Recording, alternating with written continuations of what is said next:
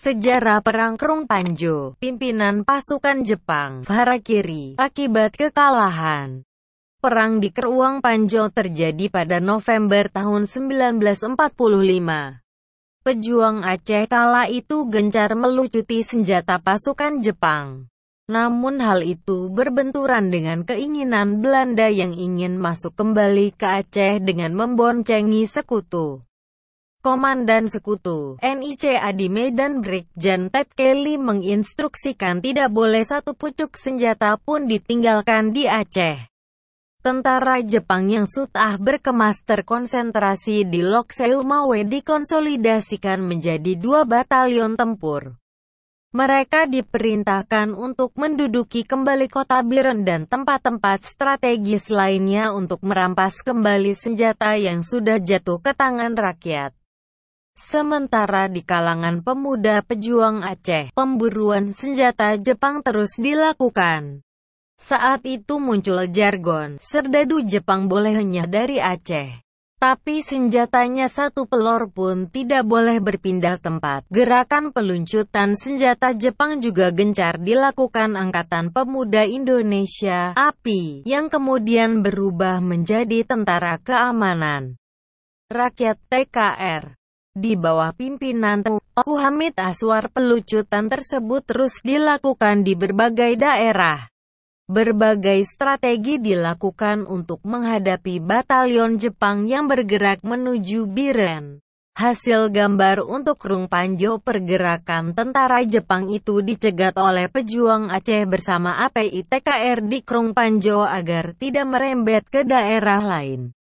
Krueng Panjo merupakan sebuah daerah yang terletak sekitar 3 km arah timur Matang Gelumpang II, salah satu daerah terpadat penduduknya di Kabupaten Biren.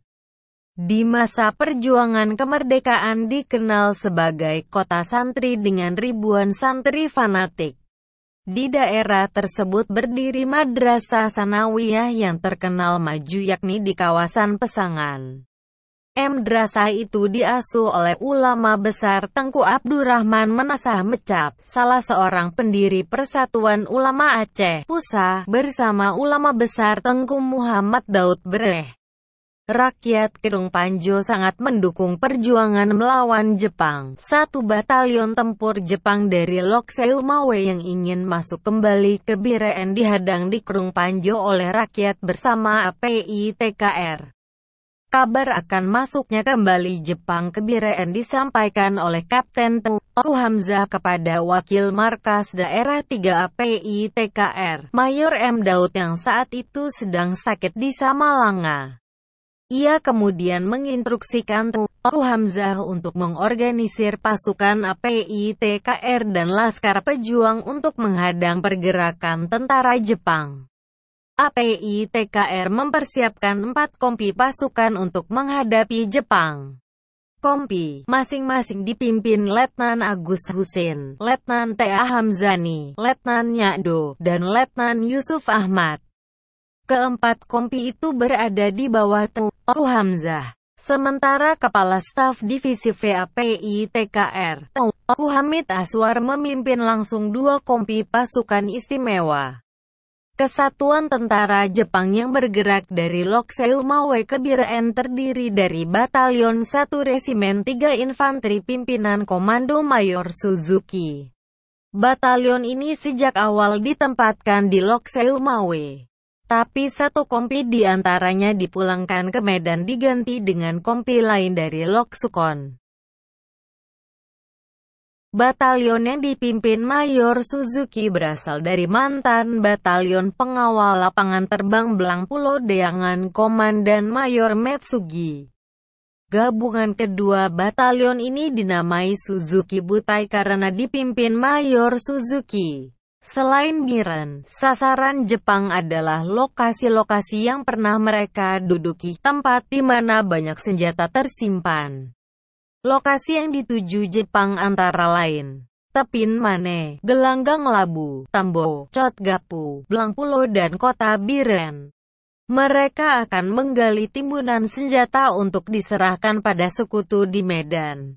Di Chotgapu terdapat lapangan terbang darurat yang sebelumnya dijadikan resimen induk Jepang yang memasok kebutuhan logistik militernya.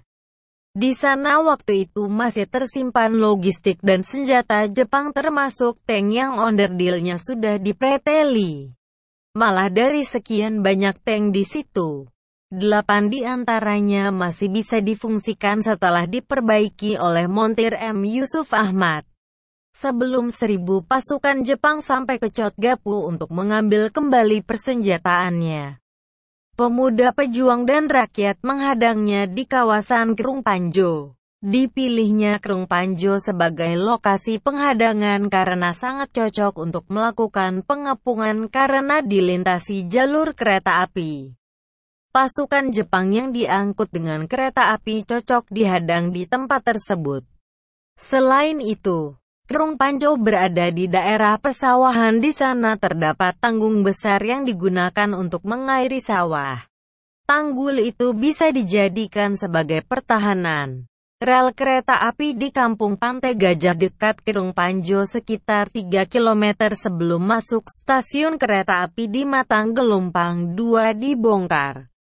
Pukul 20.30 siang, tanggal 24 November tahun 1945. Ketika kereta api terperosok, tentara Jepang pun diserang dari berbagai sisi. Pertempuran berlangsung dari siang sampai malam. Subuhnya tentara Jepang menggali lubang perlindungan.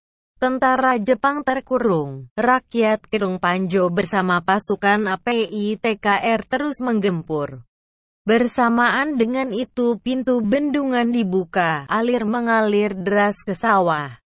Lubang-lubang perlindungan yang digali Jepang penuh dengan air.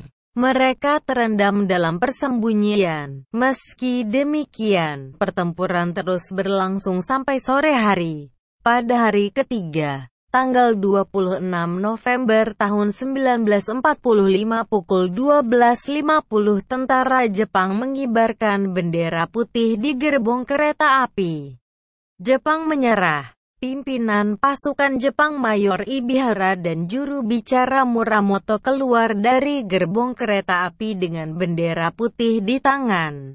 Setelah melakukan perundingan, Mayor Ibihara tewas.